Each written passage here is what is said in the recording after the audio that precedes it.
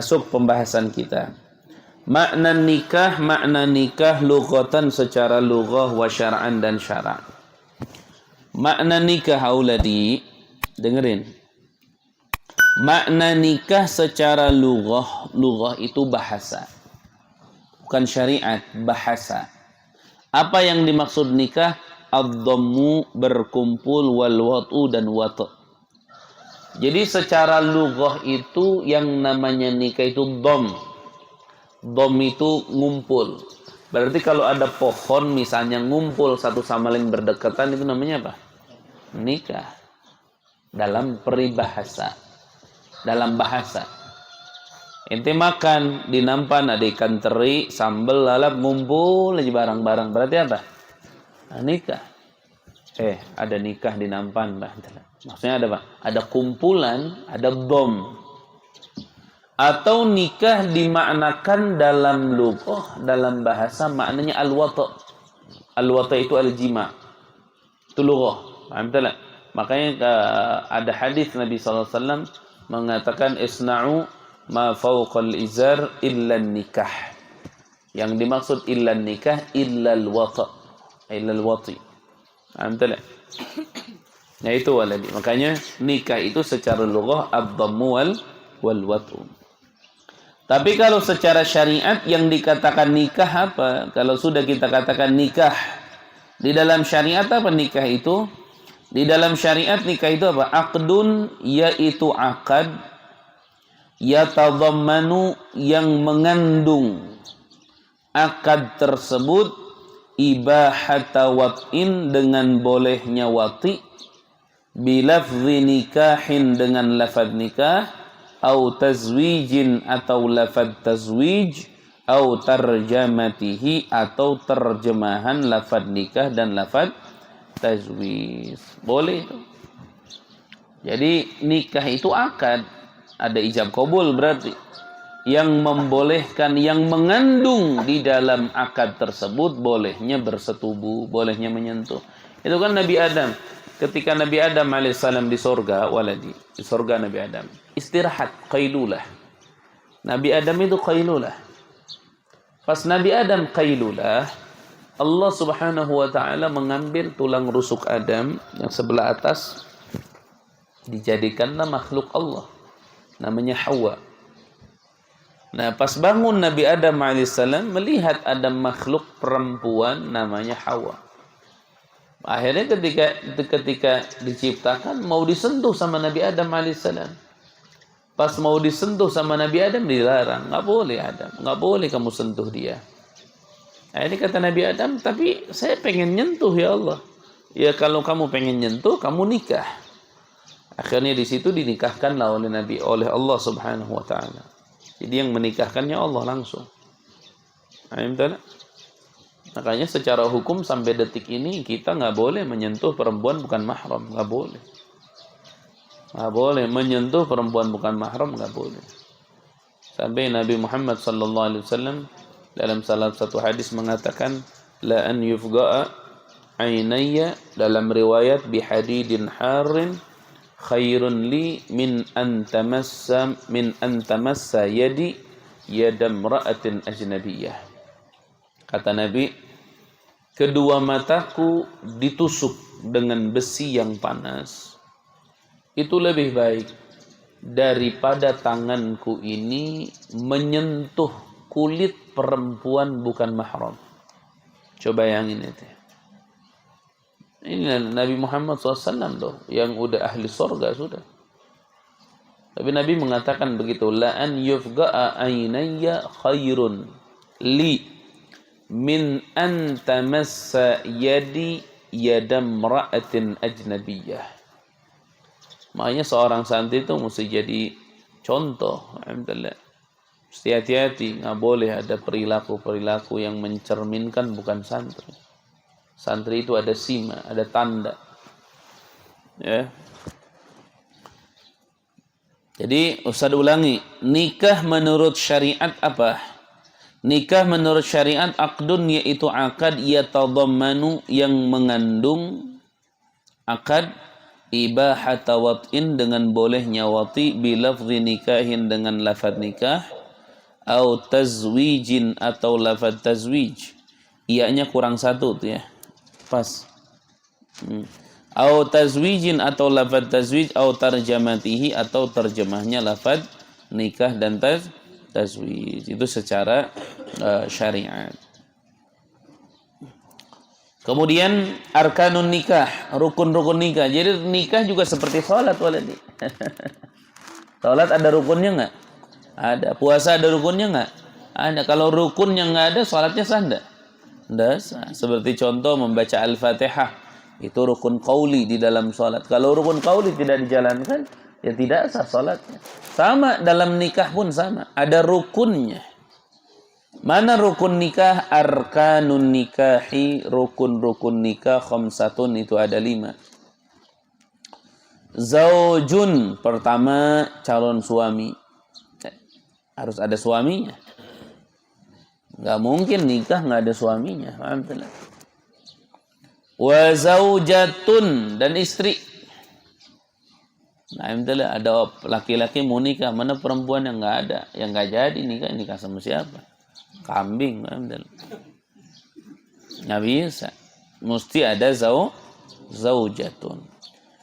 Zaujun ada, zaujatun juga ada. Mesti ada yang ketiga. Apa? Wa waliyun, dan ada wali. Nanti wali itu siapa nanti? Intinya harus ada wali, harus ada yang menikahkan. Kita kasih contoh satu dulu. Siapa contoh yang menikahkan? Galib yang menjadi wali itu bapaknya. Karena memang nomor 1 itu bapak. Jadi perempuan ini kalau mau nikah, itu harus ada walinya. Tidak boleh pernikahan tanpa wali, nggak boleh. Nabi SAW yang mengatakan, kata Nabi apa? La nikaha illa biwaliyin wa syahidai adlin. Jadi kalau ngambil dalil-dalil seperti ini di Bulughul Maram, karena lebih identik ke fikih. Nanti kalau kalian baca kitab ini, alhamdulillah, muraja'ahin Bulughul Maram bab nikahnya. Lihat hadisnya. Nabi SAW katakan, la nikaha illa biwaliyin wa syahidai adlin. Tidak sah nikah seseorang tanpa wali. Wa syahidai adlin, dan 2 saksi yang adil, nggak sah. Jadi harus ada apa? Harus ada wali. Alhamdulillah. Yang tidur siapa? Basit di belakang. Berdiri dulu biar hilang ngantuknya. Cepetan. Tuh yang di belakang. Berdiri nanti. Berdiri cepetan.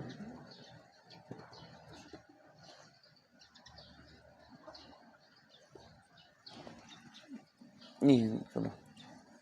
Walad. Berdiri dulu biar hilang ngantuknya. Ayo cepetan. Pakai peci yang benar. Siapa yang pakai peci nggak benar? Siapa yang pakai peci nggak benar itu? Siapa? Mana si Herlan? Coba lihat. Itu rambut panjang lagi.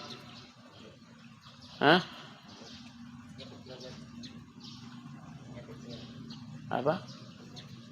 Atau beli peci yang besar. Nanti lihat tuh, yang rambutnya begitu, lihat nanti. Ustaz beres urusin semua, Ustaz liatin yang suka rambutnya begitu, Ustaz lihat. Mesin masih ada nggak? Arkanun nikahi, rukun-rukun nikah itu khamsatun, itu ada 5. Pertama zaujun, adanya siapa? Zauj, adanya suami. Nggak bisa tanpa suami. Wa zaujatun, dan istri. Wa waliyun, harus ada wali. Kalau tidak ada wali, tidak sah waladi. Harus ada walinya. Dan walinya itu siapa? Itu bapaknya. Itu siapa yang ujung tuh? No. Wa waliyun, dan wali. Nanti dibahas wali nikah itu siapa? Yang jadi wali nikah itu siapa? Kadang-kadang suka dipakai canda sekarang. Oh, alhamdulillah, anak bentar lagi jadi wali. Kirain walinya wali kutub. Padahal walinya wali nikah. Suka dipakai canda. Karena artinya wali itu yang mengurus sebenarnya. Anak itu yang mengurus itu kan bapak. Maka ketika nikah itu yang jadi pengurus siapa? Bapaknya. Jadi wali bapaknya. Nanti kalau bapaknya nggak ada siapa? Nanti ada pembahasannya. Jadi kalian fahami dulu bahwa rukun nikah itu pertama suami, kedua istri, ketiga wali.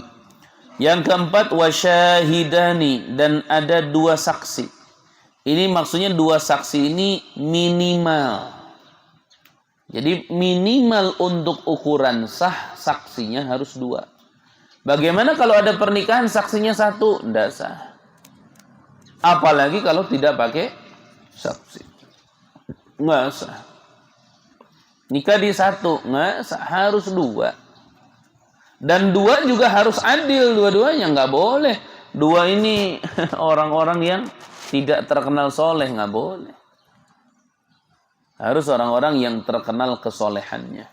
Namanya wasyahidani, dan dua saksi. Yang kelima apa? Wasiqatun dan sighah. Sighah yang dimaksud adalah ijab dan qabul. Kalian kalau melihat pernikahan tuh, ya kan begitu.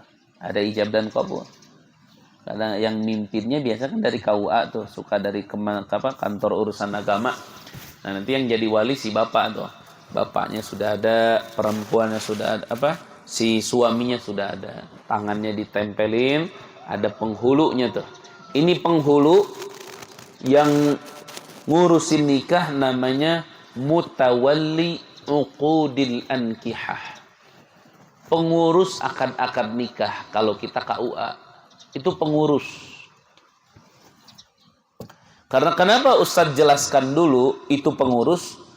Karena nanti si pengurus ini wajib dia bertanya sesuatu. Sekarang nggak ada yang nanya loh. Sekarang nggak ada pertanyaan-pertanyaan. Malah sekarang ada orang nikah ditanyanya apa? Kerja apa? Gajinya berapa? Nanti ditanya perempuannya, ridho nggak kamu nikah dengan suami yang gajinya itu sekian? Ini kan kelewatan. Ini nggak ada pertanyaan begini oleh. Yang wajib ditanya oleh pengurus pernikahan itu siapa? Ini babnya tuh. Tuh lihatin tuh.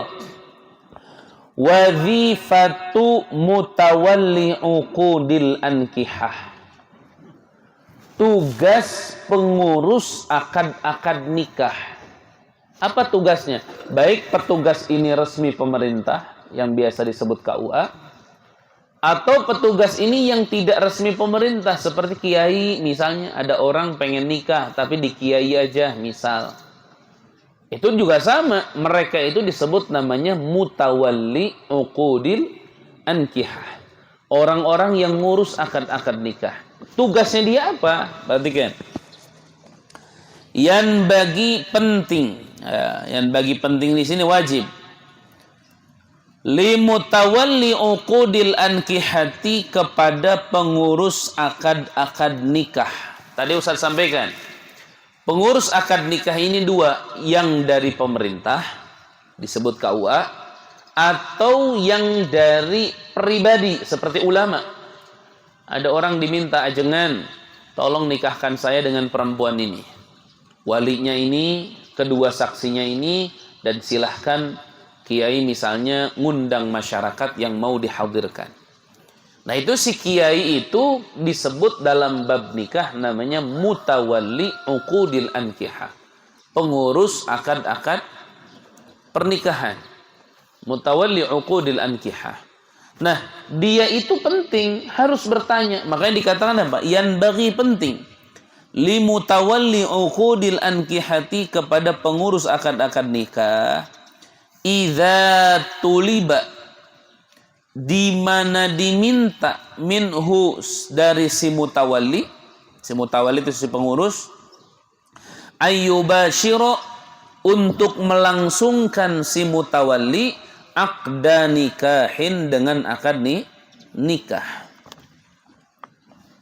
Sawaun kana, baik adanya itu mutawalli huwal wali, dia wali sendiri, au kana, atau ada itu mutawalli safiron mahdon, itu sebatas pelantara saja.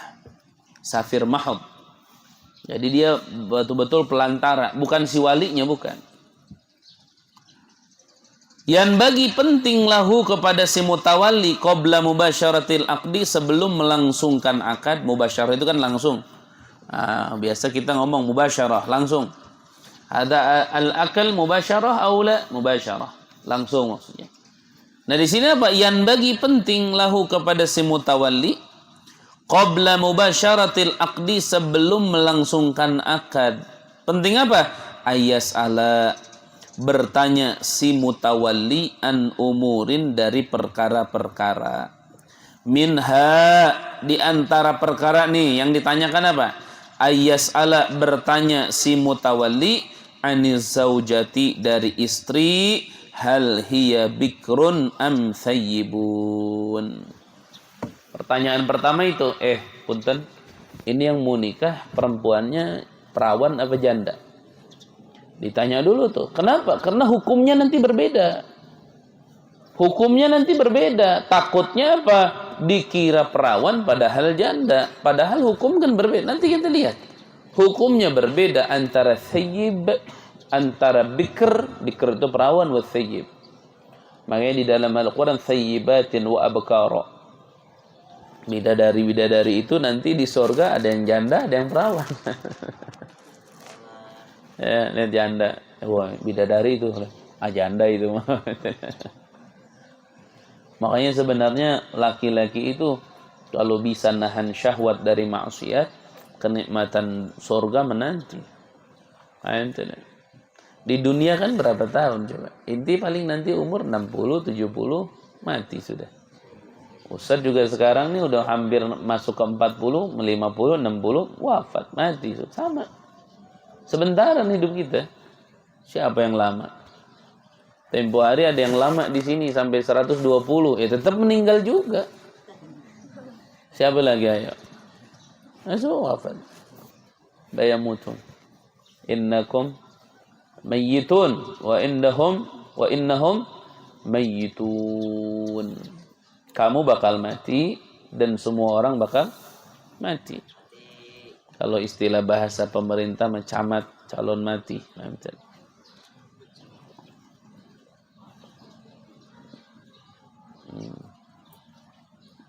Itu waladi. Kadang-kadang kita pakai nafsu dalam hidup. Kadang-kadang kita dalam hidup pakai hawa. Padahal hidup kita sebentar. Sekarang contoh gini. Kalian tinggal di pesantren. Kalian kondisi di pesantren itu kalau ngikuti hawa nafsu begitu. Main, canda, ini. Tapi kalau ngikuti hati nurani, kalian akan melihat mana yang bermanfaat. Gitu. Timbang-timbangnya di situ. Disitulah yang disebut namanya kedewasaan. Ketika manusia bisa memilih mana yang anfa', yang lebih bermanfaat, disitulah manusia yang disebut dewasa. Geser Hela nanti ke sini, geser. Geser lagi cepat. Geser lagi dikit.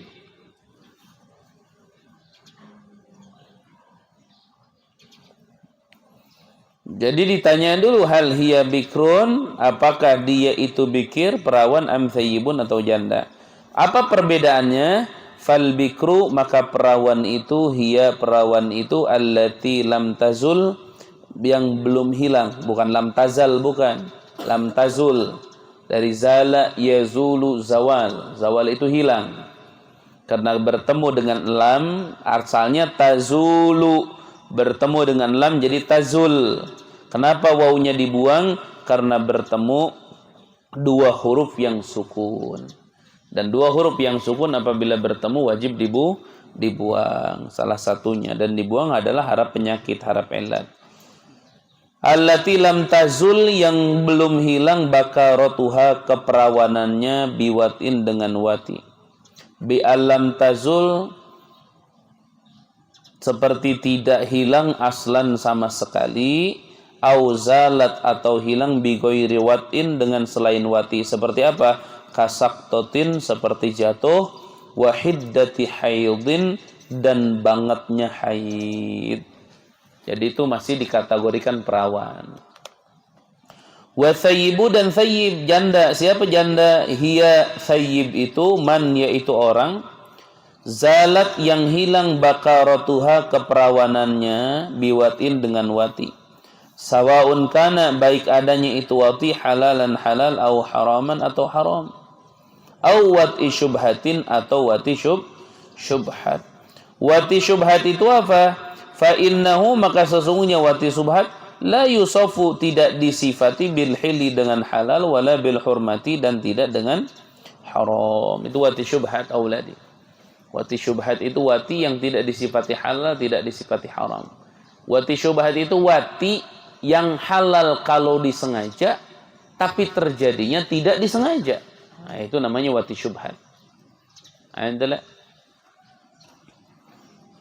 itu la yusafu bil hilli wala bil haram, tidak tersifati dengan halal dan tidak tersifati dengan haram. Nah, kenapa Isma? Ulang lagi nih, balik lagi. Kenapa pengurus itu harus bertanya ini perawan apa janda?